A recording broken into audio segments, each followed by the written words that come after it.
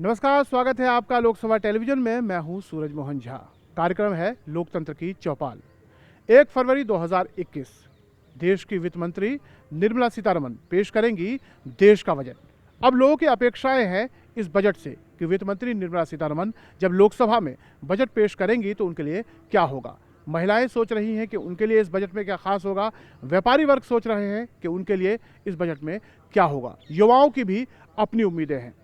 पिछला बीता साल अगर हम अर्थव्यवस्था के लिहाज से देखें तो काफ़ी चुनौतीपूर्ण रहा। कोविड की वजह से अर्थव्यवस्था को काफ़ी नुकसान देखना पड़ा, लेकिन प्रधानमंत्री मोदी ने आत्मनिर्भर भारत अभियान की शुरुआत की ताकि देश की अर्थव्यवस्था पटरी पर लौटे। तो आज कार्यक्रम लोकतंत्र की चौपाल में मेरे साथ युवा हैं, जो शिक्षक हैं, व्यापारी हैं और मध्यम वर्ग के लोग हैं। उनसे जानेंगे कि इस बजट को लेकर उनकी क्या अपेक्षाएं हैं। 1 फरवरी को वित्त मंत्री निर्मला सीतारमण जब बजट पेश करेंगी तो इनकी उम्मीदें क्या है।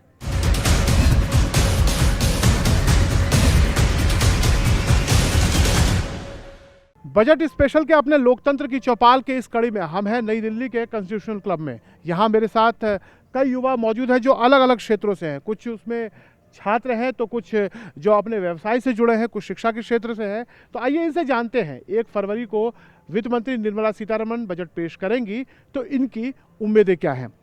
आप बताइए, आपका नाम क्या है? जी, मेरा नाम शंकर भट्ट है। शंकर जी, ये बताइए, जो 1 फरवरी को वित्त मंत्री निर्मला सीतारमण बजट पेश करेंगी लोकसभा में, तो एक युवा होने के नाते और आपका अपना व्यवसाय है, तो इस नाते से मैं जानना चाहूँगी आप क्या उम्मीद कर रहे हैं कि क्या आपके लिए घोषणा हो। देखिए, सबसे पहले तो मैं निर्मला सीतारमण जी को बधाई देना चाहूँगा कि उनका लगातार ये तीसरा बजट होगा और इस महीने में ये बजट इसलिए भी खास होगा क्योंकि ये पहली बार होगा भारत के इतिहास में कि ये पेपरलेस बजट होगा। इस बार सबको, जितने भी पार्लियामेंटेरियन हैं, उनको ऑनलाइन दे दिया जाएगा और इस बार कहीं भी प्रिंट नहीं होगा। तो पहले इसकी बधाई। और दूसरी बात, आपने जैसा कि कहा कि मैं युवा भी हूँ और एक छोटा मझोला व्यवसायी भी हूँ, तो एक व्यवसायी होने के नाते मैं चाहूँगा कि जो हमारे टैक्स स्लैब्स हैं, जैसे एटीसी में अभी तक जो मैक्सिमम लिमिट है वो 1.5 लाख की है, तो मैं चाहूँगा क्योंकि कोरोना की वजह से हम लोगों का व्यापार बहुत प्रभावित हुआ है, तो उस 1.5 लाख की लिमिट को 2.5 लाख तक किया जाए। दूसरा, मैं चाहूँगा कि एक युवा होने के नाते मैं सोचता हूँ कि देश की प्रगति शिक्षा पे डिपेंड करती है और शिक्षा पे अगर हम यूरोपियन कंट्रीज़ को देखें तो उनका जो टोटल बजट होता है उसका वो 10 से 15% रखते हैं और हमारे यहाँ आज भी अफसोस ये है कि 1 से 1.5% ही रखा जाता है। तो मैं चाहूँगा इस बार उसको बढ़ाया जाए और एटलीस्ट उसको 5% तक लाया जाए। पिछली बार मैं बहुत तारीफ़ करूँगा निर्मला सीतारमण जी की, 1.5 लाख करोड़ रुपए शिक्षा पे लगाए गए थे और इस बार मैं चाहूँगा कि वो कम से कम 3 लाख करोड़ हो ताकि शिक्षा घर घर तक पहुँचे। डिस्ट्रिक्ट लेवल पे जो है, मैं पढ़ रहा था डाटा, तो डिस्ट्रिक्ट लेवल पे जो हमारा टोटल केंद्रीय बजट होता है उसका 0.5 भी नहीं पहुंच पाता है। तो डिस्ट्रिक्ट लेवल पे बढ़ाया जाए, स्टेट लेवल पे बढ़ाया जाए और सेंट्रल लेवल पे मैंने आपको जैसे कहा कि 5% हुआ जाए। आपने कहा कि आप खुद एक व्यवसायी हैं, आपका अपना कारोबार है। कोविड के समय पे हमने देखा था अर्थव्यवस्था को एक चोट पहुंची थी, जिससे उबरने के लिए सरकार अपने प्रयास कर रही है। आपको किस तरह से की दिक्कतों का सामना करना पड़ा और अब आप क्या चाहते हैं, किस तरह से आपको मदद मिले? जी, देखिए, मैं क्योंकि बहुत ही मिडिल एक छोटा व्यापारी हूँ, छोटे व्यवसाय से आता हूँ, तो कोरोना काल में मार्च के बाद से ही और अभी तक मैं कहूँ तो पूरी तरह से प्रभावित रहा हूँ। मेरा खुद का 15 से 20 लाख का नुकसान हो गया है। तो मैं गवर्नमेंट से अपील करना चाहूँगा कि मिनिस्ट्री ऑफ फाइनेंस से मैं अपील करना चाहूँगा और निर्मला सीतारमण जी से अपील करना चाहूँगा कि हम लोगों को कम ब्याज पे कुछ लोन प्रोवाइड किए जाएं, क्योंकि अभी होता क्या है कि मुद्रा के तहत जो हमें लोन मिलते हैं वो सफिशिएंट नहीं है। उनकी जो 50,000 से 5 लाख तक का उनका मैक्सिमम है और उसमें जब हम बैंकों को अप्रोच करते हैं तो हमसे इतनी तरह के डॉक्यूमेंट्स मांगे जाते हैं जो हम जैसे छोटे व्यापारी प्रोवाइड नहीं करा पाते।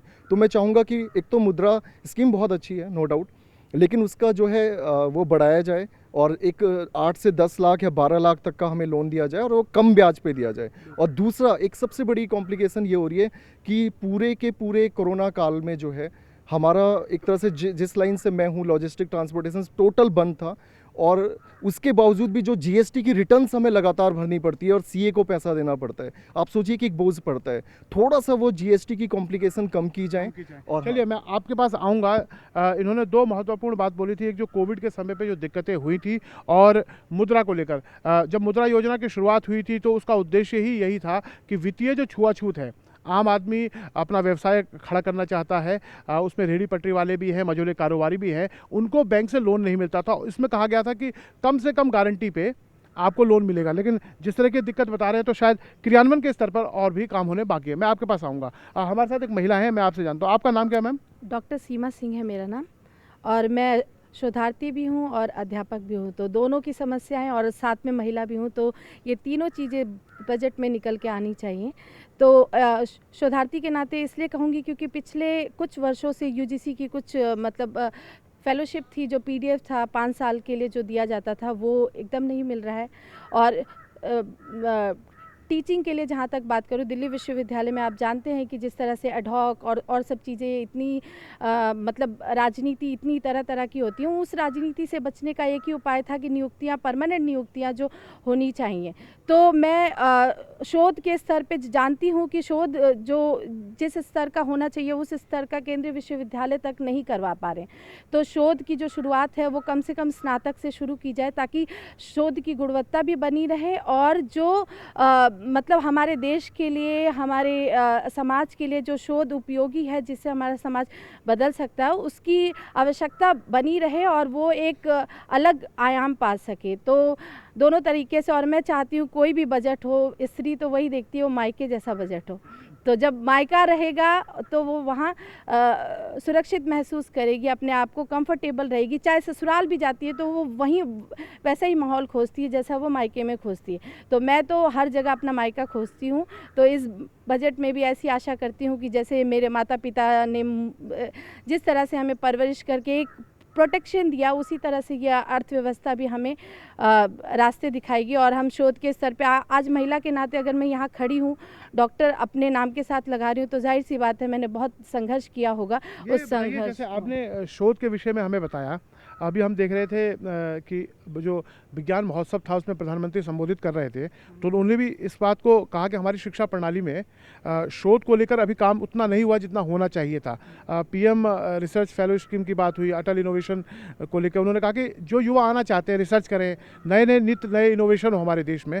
आपको क्या लगता है ये जो प्रयास प्रधानमंत्री के द्वारा किए जा रहे हैं, आपको लगता है कि इसका असर होगा? बिल्कुल असर होगा, और असर दिख भी रहा है, और एक शोधार्थी के नाते मैं इस असर को देख भी रही हूँ। और पिछले कुछ वर्षों में शोध के ऊपर ध्यान भी दिया जा रहा है। जो शोध रद्दियाँ बन चुकी थी उन पर कम से कम एक अंकुश लगा है, और कोई भी विद्यार्थी जब शोध को अपना व्यवसाय या शोध में अपना जीवन आगे तलाशता है तो उसको इन सब चीज़ों का ध्यान रखना पड़ेगा। तो ये एक मैं मानती हूँ कि बहुत अच्छा ये एक है, अच्छा कदम। इन्होंने बताया कि जो शोध को लेकर जो प्रयास किए जा रहे हैं रिसर्च के क्षेत्र में, वो सकारात्मक तस्वीर बयां कर रहे हैं, ये मैम का कहना है। हम चर्चा के क्रम को आगे बढ़ाते हैं और हमारे साथ एक युवा यहाँ पे हैं। आप बताइए, अपना नाम बताएं और आप क्या करते हैं? मेरा नाम विनोद यादव है और मेरा एक रेस्टोरेंट है पिज़्ज़ा का, इसलिए हम खाली पिज़्ज़ा ही बनाते हैं उसके अंदर। और मेरी तो सरकार से अपेक्षाएं हैं कि कम से कम जो सीए पे निर्भरता है वो कम की जाए, कि अगर हमें ज़ीरो टैक्स भी करना है तो भी हमें सीए पे पैसा देना ही देना पड़ा। सरकार को हम चाहिए 1 रुपया भी ना दे, लेकिन सीए को 1000 रुपये देने ही देने हैं। तो इसलिए कम से कम ऐसा कोई फॉर्म ईजिली फॉर्म आए, सरल फॉर्म आए, जिसको हम खुद वहाँ बैठ के फिल कर सके। कहने को कई बार कहते हैं कि हम बहुत सरल कर दिए हमने चीज़ें, लेकिन अभी बहुत कॉम्प्लिकेटेड है। जीएसटी हो गया, चाहे इनकम टैक्स का फॉर्म हो गया, ये बहुत कॉम्प्लिकेटेड है। अभी भी चाहिए कि आप चाह रहे हैं कि जो कर भरने की जो वो प्रणाली है उसमें इतना सुधार आए कि एक आम व्यवसाय भी जो है वो उनकी सीए पे निर्भरता ना रहे। आपने कहा कि आपका खुद का आपने व्यवसाय खड़ा किया है, रेस्टोरेंट का आपका बिजनेस है। सरकार, और मैं खासतौर से मोदी सरकार की बात करूंगा, पिछले 6 साल में प्रधानमंत्री मोदी ने हमेशा कहा है कि हम नौकरी लेने वाले से देने वाले बने, अपना खुद का व्यवसाय खड़ा करें। इसलिए स्टार्टअप, स्टैंड अप और मुद्रा योजना की शुरुआत हुई, ताकि हम खुद के लिए रोजगार बनाएं और दूसरों को भी अपने रोजगार से जोड़ें। तो जिस तरह से विनोद जी बता रहे थे कि आपने खुद का अपना रेस्टोरेंट खड़ा किया, तो इस जो ये तमाम तरह की योजनाएं प्रधानमंत्री युवाओं को प्रोत्साहित करने के लिए, अपना रोजगार खड़ा करने के लिए कर रहे हैं, तो उसे आप किस तरह देखते हैं? वो बहुत अच्छा है। मैंने खुद वहाँ से लोन लिया है, मेरा 5 लाख का लोन हुआ था। मेरा 8 लाख करीब सेटअप और पिज़्ज़ा का सेटअप किया मैंने, उसमें 8 लाख का खर्चा आया था, और आज 5 लाख उस लोन की वजह से ही मैं अपना बिजनेस सेटअप करके बहुत अच्छी योजना है। आपने ये लोन स्टैंड अप में लिया था? मुद्रा में लिया था हमने इसके लिए, और बाकायदा इसके अंदर तो बल्कि जो कोरोना काल में जिन्होंने लोन लिया है उसके अंदर तो डीएम के यहाँ से 1% और रिबेट मिल रही है। मेरा कॉल आया था कि अगर आपने अप्रैल के बाद लोन लिया तो हम 1% और रिबेट देंगे, आप डीएम ऑफिस आएंगे। तो ये बहुत अच्छी योजना है। इससे कहीं ना कहीं युवाओं को आत्मनिर्भर बनने की दिशा में एक बहुत बड़ा कदम है ये, मैं तो मानता हूँ ऐसे। और लेकिन सरकार को थोड़ा इसको ईजिली कर देना, कि इतने डॉक्यूमेंट बहुत मांगते हैं, ये सही है कि ITR अगर होगा इंसान तो ज़रूरी नहीं फिर मुद्रा ही क्यों लेगा वो, क्योंकि लगभग ब्याज दरें सब सेम है, 2% का अंतर है। लेकिन आप पहले ITR मांग रहे हो, CA इतना पैसा ले लेता है उसके प्रोजेक्ट रिपोर्ट बनाने के, आइटम बनाने के। सरकार को चाहिए कि इन पर भी थोड़ा सा बैंकों को बोला जाए कि भाई इतनी ज़्यादा फॉर्मेलिटीज़ करवाओगे तो कहाँ से कर पाएगा ये काम उद्यमी। बिल्कुल। तो अभी हमारे साथ ये जो युवा उद्यमी हैं, इन्होंने खुद का अपना रेस्टोरेंट खोला और ये लाभान्वित है मुद्रा योजना का, और ये मुद्रा योजना भी इन्होंने कोरोना काल में ही लिया है और उसका इनको लाभ भी हुआ है। तो ऐसे ही सकारात्मक बदलाव हमें दिख रहे हैं जो प्रधानमंत्री मोदी बार बार कह रहे हैं स्वरोजगार के क्षेत्र में हमें आगे बढ़ना है। वहाँ ये एक हम कह सकते हैं सकारात्मक उदाहरण विनोद जी है, लेकिन इन्होंने भी अपेक्षा जताई है कि जो कर प्रणाली है और कागज़ों का जो मायाजाल है उसे थोड़ा कम किया जाए। हमारे साथ यहाँ पर मौजूद है जिमी है, आप मणिपुर से हैं, और जब हम कोई चर्चा करते हैं तो उसमें देश के सभी हिस्सों को जोड़ना चाहिए। तो आप चूँकि मणिपुर से, तो मैं इनसे अपेक्षा करता हूँ कि ये हमें बताएं उत्तर पूर्व राज्य के युवाओं की क्या अपेक्षाएं हैं बजट को लेकर। युवाओं को नॉर्थ ईस्ट के लिए तो युवाओं के लिए तो इतना क्या आशा करता है, क्योंकि स्किल डेवलपमेंट नॉर्थ ईस्ट में बहुत चलता है, पहले से चलता है। अभी डोनर भी है नॉर्थ ईस्ट के लिए, तो मोदी जी ने भी पहले से शुरू किया है और अभी डोनर मिनिस्टर भी रखा है, उसी से फंड ज़्यादा कर दिया है। इसीलिए युवाओं ने इतना रोज़गार लेना नहीं है, देने वाला है आदमी, उसी के हिसाब से हम इतना वो तो अच्छा करता है, इसी से अच्छा है। और नॉर्थ ईस्ट को भी एक इस पॉलिसी को वो जारी रखेगी। जी भी मुझे एक चीज़ बताइए, जब से प्रधानमंत्री मोदी ने पदभार संभाला उनका खास ध्यान रहा उत्तर पूर्व राज्यों पे, नॉर्थ ईस्ट के स्टेटों पे। वहाँ पे लोकसभा की सीटें कम हैं, लेकिन उसके बावजूद उन्होंने कहा अगर हमें वहाँ इंसर्जेंसी को ख़त्म करना है, वहाँ पे युवाओं में जो गुस्सा है उसे अगर हमें कम करना है, तो वो तभी हो सकता है जब वहाँ पे विकास और डेवलपमेंट हो। आप मणिपुर से हैं, पहले हम जब भी मणिपुर का नाम सुनते थे तो बंद और सड़कें जाम इसी स्थिति में सुनते थे। अब क्या बदलाव आया है? अलग मंत्रालय उत्तर पूर्व राज्यों को लेकर बनाया गया है, उत्तर पूर्व के राज्यों को लेकर अलग तरह की सोच और क्रियान्वयन कार्यक्रम बनाए गए हैं, तो उसका कुछ अब सकारात्मक आपको नतीजा दिख रहा है? हाँ, वही दिख रहा है, क्योंकि वही तो मोदी जी ने बोला है। तो पहले वो तो आपने पहले बोला वो सही है, क्योंकि मणिपुर में पहले तो ऐसा होता है 1 साल में तो बंद ही रखा है, बंद है, और वहाँ पे रास्ता में एकदम बंद ही रखा है और आम जनता को भी परेशान करता है। अभी वो निकाल दिया है, इसीलिए तो मोदी जी को हमको वही इसी वजह से हम आशा करता है, तो हमारा आशा आने के लिए तो मंत्रालय भी अलग है नॉर्थ ईस्ट के लिए, तो इसके लिए उसी से हम आशा करते हैं युवाओं को रोज़गार मिलना है और देने वाला भी है, इसके लिए तो इसी बजट में हम आशा करते हैं। ये जिमी ने हमें बताया, मणिपुर से है, इन्होंने बताया कि किस तरह से मणिपुर में पहले बंद का एक कल्चर हुआ करता था, हम समय समय पर बंद देखते थे, लेकिन उसमें भारी कमी आई है और अब वहाँ का युवा भी रोज़गार की बातें कर रहा है, विकास की बातें कर रहा है, देश की मुख्य धारा में जुड़ने की बातें कर रहा है, और उसे लगता है कि वो भी देश का एक अहम हिस्सा है। अभी हमारे साथ एक युवती है, आपसे जानते हैं, आप अपना नाम बताएं और क्या करती हैं? कॉलेज में हूँ, दीक्षा संस्कृत। दीक्षा है, संस्कृत की छात्रा है और युवा है। तो दीक्षा, मैं आपसे जानना चाहूँगा, एक युवा होने के नाते और एक महिला होने के नाते और छात्रा है आप, कि आप एक महिला ही वित्त मंत्री इस बार बजट पेश कर रही हैं, निर्मला सीतारमण, तो उनसे क्या अपेक्षाएं आपकी? पहले तो मैं महिलाओं के लिए बोलना चाहूँगी कि लड़की और महिलाओं के लिए जो एक बेसिक नेसेसिटीज़ के प्रोडक्ट्स होते हैं, जैसे कि बेसिक दवाइयाँ होती हैं, सैनिटरी पैड्स होते हैं और कॉस्मेटिक्स की जो चीज़ें होती हैं, उन पे एक पिंक टैक्स ना लगे। पिंक टैक्स से मतलब है कि जो रेज़र एक पुरुष के लिए 100 रुपये का है वो ब्लू कलर का होता है, और उसी के लिए अगर वो पिंक कलर का कर देते हैं तो वो महिलाओं के लिए 300 रुपये का हो जाता है। तो मैं चाहती हूँ कि सरकार इस चीज़ पे बड़ा ध्यान दे। तो दीक्षा ने एक संवेदनशील मुद्दा सैनिटरी नैपकिन का उठाया और साथ में जो टैक्स की रियायत है उसकी डिमांड की, उसको लेकर ये काफ़ी संवेदनशील मुद्दा है और युवा है, लड़की है, तो ऐसे में ये काफ़ी अहम हो जाता है। हम अपनी चर्चा के क्रम को आगे बढ़ाते हैं, हमारे साथ एक युवा और है, आप अपना नाम बताएं और आप क्या करते हैं इस विषय में बताएं। मेरा नाम विद्याभूषण है और मैं अभी खेती वेती करता हूँ। चलिए, विद्याभूषण है और किसान है। विद्या, आप मुझे बताएं, बजट जो पेश होगा उस बजट में निर्मला सीतारमण जी जब घोषणाएं करेंगी तो एक किसान होने के नाते, एक युवा होने के नाते आपकी क्या अपेक्षाएं हैं? मेरी अपेक्षाएं हैं, एक तो अभी जो किसान आंदोलन है इसे सही सलामत सलट लिया जाए, ठीक है, और जो दवाएं हैं जो खेती में यूज हो रही हैं, या यूरिया है, DAP है, वो बहुत महंगा हो रखा है, ठीक है, उस पर भी ध्यान दिया जाए। किसानों के लिए अलग से कुछ स्कीमें ऐसे निकालनी चाहिए जो उनमें आसानी से ये सब चीज़ें मिलें, और एक चीज़ मुझे बताइए, जैसे आपने कहा कि बहुत अच्छा आपने बताया कि पहले तो यूरिया के क्षेत्र में मोदी जी ने पहले ही उन्होंने इसको काफ़ी आसान बना दिया। पहले जिस तरह की लाइन हम देखते थे, मार्केट देखते थे, उसमें काफ़ी कमी आई है। सीमांत और मझोले किसानों के लिए, छोटे किसानों के लिए जो प्रधानमंत्री किसान सम्मान निधि योजना की शुरुआत हुई, जिसके तहत हम देख रहे हैं साल में 6,000 रुपये मिले, 2-2 हज़ार की किस्त मिलती है। जो पहले हम देखते थे बुआई का समय होता था तो उस समय नकदी की कमी होती थी, और उस नकदी की कमी के लिए वो साहूकारों के पास जाते थे, उधार लेते थे, बैंक भी लोन नहीं देता था उनको, क्योंकि छोटे किसान है, बहुत छोटी जोत के खेत होते थे। अब वो पैसा मिलता, क्या आसानी होती है उससे? अब वो जो अकाउंट में पैसा मिलता है? हाँ बिल्कुल, पैसा मिलता है तो आसानी तो होती है, लेकिन अब दूसरी जो चीज़ें हैं जैसे खाद है, अब वो इतना महंगा हो गया है बहुत ज़्यादा, और जब फिर उनको जो फसल को बेचने का टाइम आता है तो वो सस्ती हो जाती है, तो उनसे जिस तरह से दे रहे उस तरह से ले भी वापस रहे, तो उनको जैसे कोरोना के टाइम के बाद में चीज़ें बिल्कुल बिगड़ ही गई है।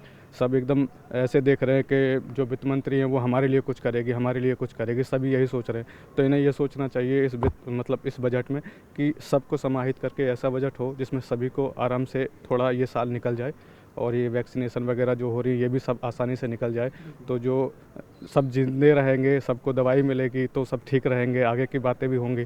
ठीक है, तो इस बजट में ये ध्यान रखें कि जो अन्न उगा रहा है और जो उसे खाने वाले हैं वो दोनों सेफ रहे, समृद्ध रहे और आगे मिले फिर। देखिए, विद्या ने कितनी महत्वपूर्ण बात बोली कि सभी का जिंदा रहना ज़रूरी है। जो कोरोना काल है ये एक चुनौती के तौर पर सबके लिए आया, चाहे वो कारोबारी हो, चाहे किसान हो, चाहे छात्र हो, चाहे मध्यवर्गीय हो। कई देशों में लोकतंत्र तक खतरे में पड़ गया कोरोना की वजह से। ऐसे में उन्होंने कहा कि चाहे जो किसान अन्नदाता है वो हो, या जो अन्नदाता से अन्न खाता है वो, दोनों का सुरक्षित रहना ज़रूरी है। इन्होंने कहा किसान समृद्धि योजना से जो पैसा आ रहा है वो सहायक है, लेकिन कुछ और रियायतें मिलते रहना चाहिए ताकि किसान अपने आप को और सुरक्षित महसूस करें। सर, आप अपना नाम बताएं और क्या आपका व्यवसाय है? हाँ, मैं अरुण कुमार मेरा नाम है, और मैं एक छोटा सा व्यवसाय चलाता हूँ, ग्रोसरी स्टोर का। चलिए, आप एक छोटे व्यवसायी हैं, हाँ। कामकाज करते हैं। ये कोरोना का जो समय था वो अर्थव्यवस्था के लिए बड़ा भारी रहा। हमने देखा प्रधानमंत्री मोदी ने आत्मनिर्भर भारत की शुरुआत की, ताकि भारत जो है अपने पैरों पर खड़ा रहे, और हम खुद अपने लोकल फॉर वोकल की भी चलाई, ताकि हमारी अर्थव्यवस्था दोबारा से पटरी पाए और मजबूती से आगे बढ़े। आप किस तरह से इस बजट में उम्मीदें देख रहे हैं? ये बजट बहुत अच्छा रहने वाला है मेरे हिसाब से, और सबसे बड़ी बात, प्रधानमंत्री जी हमारे इतने अच्छे नेता है कि इन्होंने हमारे देश में कोरोना जैसे पेंडेमिक को संभालना बहुत मुश्किल था, उसके लिए कल्याणकारी योजनाएं भी प्रधानमंत्री ने चलाई। लेस कैश और कैशलेस जो योजना चलाई, उससे भी छोटे दुकानदारों और बाकी लोगों को फ़ायदा हुआ, और हमें बहुत सारे सभी लोगों को ये ध्यान में आया कि भाई नौकरियों के पीछे भागने से कुछ नहीं होगा। छोटे छोटे ऐसे रोज़गार हैं जो सदाबहार इकनॉमी के रोज़गार हैं, और जो बहुत अच्छी इनकम भी देते हैं, और वो देश को आत्मनिर्भर भी बना सकते हैं, और उनके लिए बहुत ज़्यादा बड़ी लोन की ज़रूरत नहीं है। मुद्रा उसमें बहुत सहायक है, बाकी लोन और सहायक है। इसी तरह से बस मेरा एक पॉइंट है, मैं जो सरकार को ध्यान में दिलाना चाहता हूँ कि दिल्ली जैसे शहर में, या जो बेंगलोर या कोलकाता जो मेट्रो सिटी है, वहाँ कुछ वर्किंग पुअर्स है, उनको ध्यान में रख के इस बजट में कोई ना कोई प्रावधान रहना चाहिए। उनकी इनकम, वो अंडर पेड नहीं है, उनकी इनकम इतनी है नहीं है, इतनी वो देखने में प्राइमा फेसी वो ठीक लगती है, लेकिन फिर भी उनके खर्चे पूरे नहीं हो पाते। उनको ध्यान में रख के भी सरकार को कुछ करे। आपको जो मोदी सरकार द्वारा तमाम योजनाएं छोटे और मझोले कारोबारियों के लिए शुरू किए गए, आपको उन योजनाओं को कोई लाभ मिला? आपको लगता है कि जो घोषणाएं हो रही हैं उनका क्रियान्वयन ज़मीन पर सही से हो रहा है? मुद्रा लोन में थोड़ी दिक्कतें हैं, मतलब कई बार ये दिक्कतें बैंक मैनेजर लेवल पे है, थोड़ा सा हमें सोशल एक्टिविस्ट या राजनीतिक लोगों से सिफारिश लगानी पड़ती है कई बार।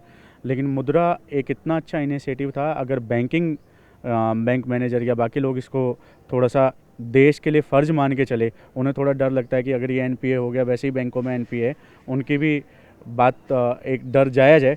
लेकिन ये काम अलग है, जो छोटा और मझोला व्यापारी है वो लोन रिटर्न करने में 99% बहुत लॉयल है, और वो हमेशा लोन रिटर्न करता है, क्योंकि उसके लिए एक बड़ी अपॉर्चुनिटी है। बिल्कुल, ये एक छोटे व्यवसायी की अपनी आत्मबीती है। उन्होंने बताया कि तमाम योजनाएं बहुत अच्छी हैं और तमाम तरह की मदद भी मिल रही है, लेकिन जब क्रियान्वयन के स्तर पे, बैंक के स्तर पे जब बातें होती हैं, तब उसमें कुछ खामी नज़र आती है। वो सकारात्मक जो एक सहयोग रहता है वो बैंकों से इनको नहीं मिला। इन्होंने अपना निजी अनुभव हमसे साझा किया। यहाँ हमारे साथ एक युवा हैं, आप अपना नाम बताएं। प्रिंस नाम है मेरा, और मैं पिछले साल ही मतलब लास्ट ईयर कॉलेज से पास आउट हुआ हूँ। एक छोटी सी चीज़ मैं जो सजेशन देना चाहूँगा वो ये है कि जैसे कि हर दिन 4,64,000 एक्सीडेंट होते हैं।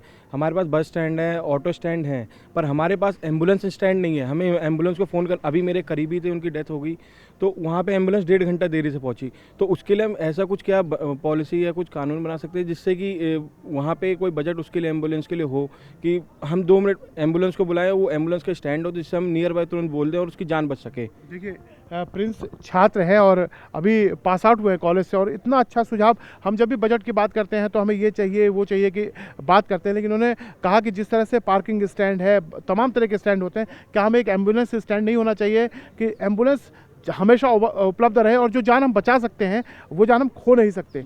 और प्रिंस मैं आपसे जानना चाहूँगा, जैसे आप पास आउट हो गए, रोज़गार के क्षेत्र में आप क्या चाहते हैं कि क्या होना चाहिए? मैं सर अभी अपना मतलब business coir board of India है, जिसके तहत मैं नारियल के जो जटाएँ होती हैं उससे मैं रॉ मटेरियल मतलब बनाने का हमारा काम है।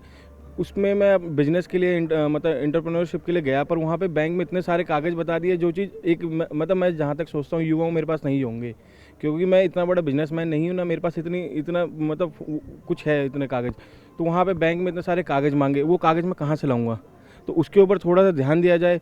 दूसरी चीज़ कि हमारा जो जैसे हम एजुकेशन पे बात करते हैं हर साल, मैं खुद में मतलब हॉकी खेल चुका हूँ, नेशनल प्लेयर रह चुका हूँ, तो बात करता हूँ कि एजुकेशन का इतना बजट होना चाहिए, उतना होना चाहिए, तो स्पोर्ट्स के लिए भी तो कुछ होना चाहिए।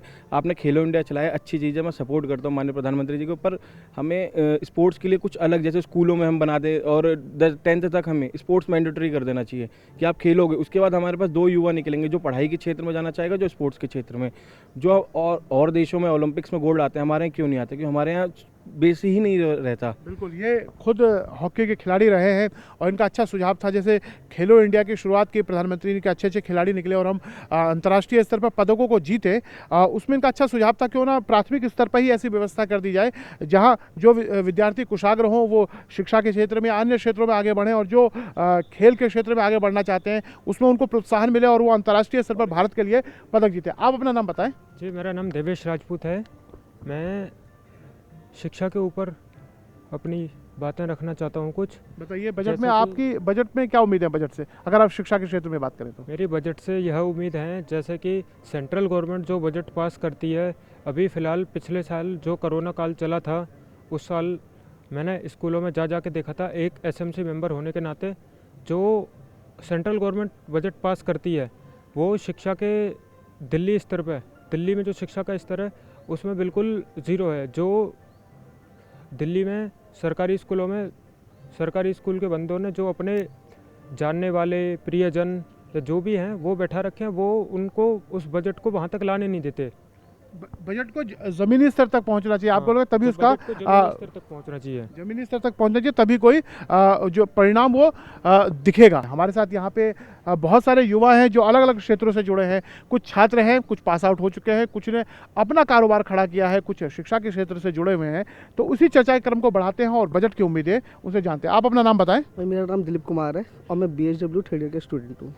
दिलीप, आप पढ़ रहे हैं, तो आप ये बताइए कि युवा होने के नाते बजट से आपकी क्या उम्मीदें हैं? तो मेरे को लगता है कि जॉब ओरिएंटेड होना चाहिए बजट ये वाला, और एजुकेशन पे इस पे जोर देना चाहिए। तो जिस तरह से हम देख रहे हैं कि भारत सरकार पहले भी काफ़ी ऐसे योजनाओं की शुरुआत कर चुकी है जिससे लोग रोज़गार के क्षेत्र में आगे बढ़ें, अपना खुद का बिजनेस खड़ा करें, उसको लेकर क्या आप सोच रहे हैं? हाँ, ये अच्छा ही कदम है। इसके चक्कर में जैसे अभी और इससे अच्छा आएगा, उसमें और अच्छा रहेगा इसके। बिल्कुल, चलिए हम चर्चा के क्रम को और आगे बढ़ाते हैं। आप अपना नाम बताएं सर। जी, मेरा नाम नीरज है। नीरज, आप क्या करते हैं? जी, मैं फ़िलहाल व्यवसाय करता हूँ अपने खुद का। तो अगर हम बजट के लिहाज से आपसे जानें तो एक व्यवसायी होने के नाते आपकी क्या उम्मीदें हैं? जी, मेरी छोटी सी एक उम्मीद है इस बजट से लेके कि इस व्यवसाय के अंदर जैसे छोटे छोटे जो रेडी पटरी वाले हैं या फिर छोटे छोटे जो दुकानदार हैं, उनको जैसे मेरे सहयोगी एक बार भैया ने बताया था अभी कि मुद्रा लोन के अतिरिक्त उनको लोन दिया जाए, और लोन के अतिरिक्त उनको एक छोटे छोटी पेंशन में उनको किस्त बांधी जाए, जिसके लिए वो छोटी सी पेंशन अपना दे भी सकें और अपना एक व्यवसाय भी चला सकें। इसमें उन लोगों को भी सहायता मिलेगी जो रेडी पटरी वाले हैं, और उन लोगों की भी मदद हो जाएगी जो अपना बैंक से लोन ले रखा है।